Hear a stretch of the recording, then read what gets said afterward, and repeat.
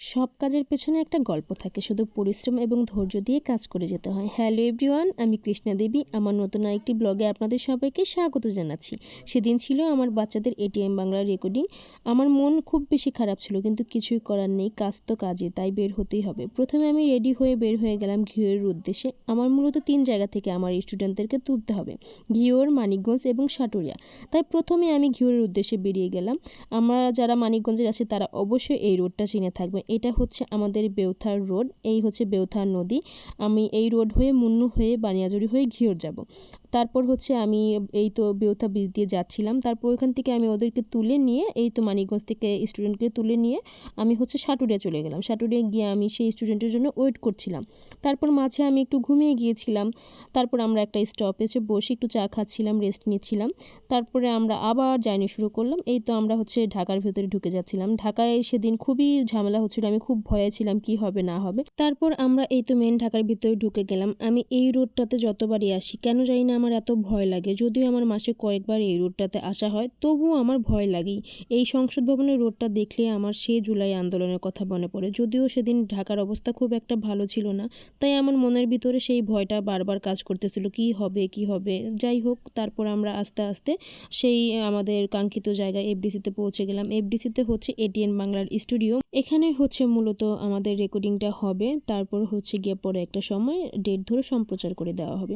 তারপর এই তো আমরা পৌঁছে গেলাম। যাওয়ার পরে আমাদের বাচ্চারা বের হয়ে আসছিল, গার্ডিয়ানরা বের হয়ে আসছিল। সোজা আমরা ফ্রেশ হয়ে তারপর চলে গেলাম আমাদের মেকওভার রুমে।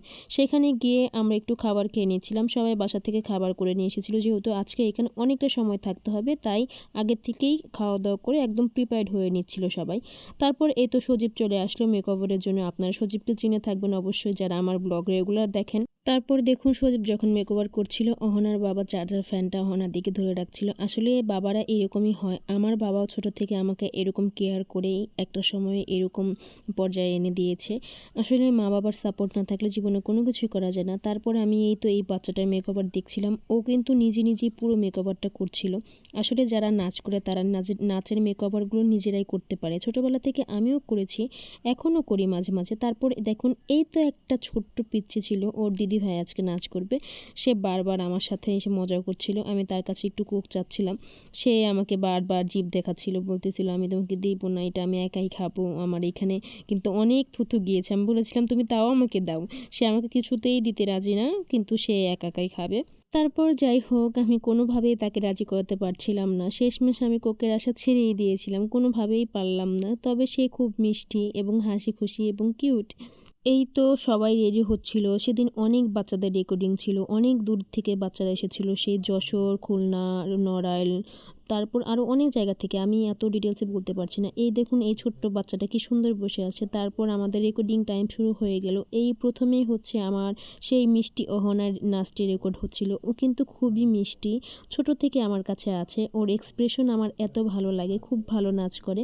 ওর নাচটা যেদিন সম্প্রচার হবে আমি আবারও আপনাদেরকে সবাইকে জানিয়ে দিব। ওর নাচটা আপনারা সবাই সুন্দর মতো দেখবেন। অহনাকে আমি একদম ছোট থেকে পেয়েছি, অনেক ছোট ছিল, স্পষ্ট কথাও বলতে পারতো না। সেই অহনা আজকে অনেক বড় হয়ে গিয়েছে।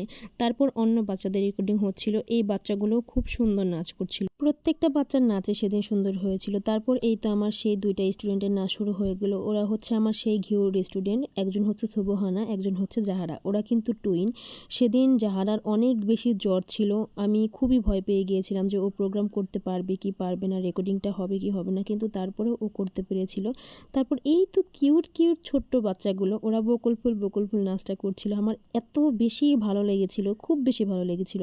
প্রত্যেকটা বাচ্চাই কি সুন্দর একদম পুতুলের মতো নাচ করছিল, আসলে অনেক বেশি সুন্দর করেছে। তারপর হচ্ছে আমার আরেকটি স্টুডেন্ট অন্নপূর্ণাকর, ও রেকর্ডিংটা হলো। ও রেকর্ডিংটা হওয়ার সাথে সাথে আমাদের গ্রুপের রেকর্ডিংটা শেষ হয়ে গেল। তারপর অন্য একটা গ্রুপের রেকর্ডিং হচ্ছিল। ওদের নাচটাও খুব বেশি সুন্দর হয়েছিল, ওদের ড্রেস আপ গেট আপ অনেক বেশি সুন্দর ছিল, ড্রেস আপ কম্বিনেশনটা অনেক সুন্দর।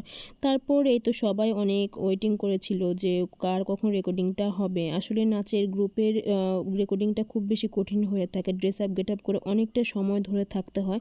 নৃত্যশিল্পীদের অনেক ধৈর্য এবং পরিশ্রমের প্রয়োজন হয়, কারণ ড্রেস আপ গেট আপ করে অনেকটা সময় থাকাটা খুব বেশি কষ্টকর হয়ে যায় এক এক সময়। তারপর আমাদের রেকর্ডিংটা শেষ হয়ে গেল, আমরা বাসার উদ্দেশ্যে রওনা হলাম। বাসায় আসার সময় হঠাৎই আমাদের প্রায় সাভারের পরে আমাদের গাড়ির চাকাটা পাংচার হয়ে যায়। আমরা খুবই টায়ার্ড ছিলাম, মাঝে আমি ঘুমিয়ে গিয়েছিলাম, তাই কোনো ভিডিও ক্লিপ নেওয়া হয় নাই। সবাইকে বাসায় দিয়ে আমার বাসায় ব্যাক করতে করতে অলমোস্ট রাত 1টা বেজে গিয়েছিল। বাসায় এসে স্নান টান করে খেয়ে ঘুমোতে রাত 3টা। আজ এই পর্যন্তই, দেখা হবে অন্য কোনো ব্লগে। সে পর্যন্ত সবাই ভালো থাকুন, সুস্থ থাকুন, টাটা।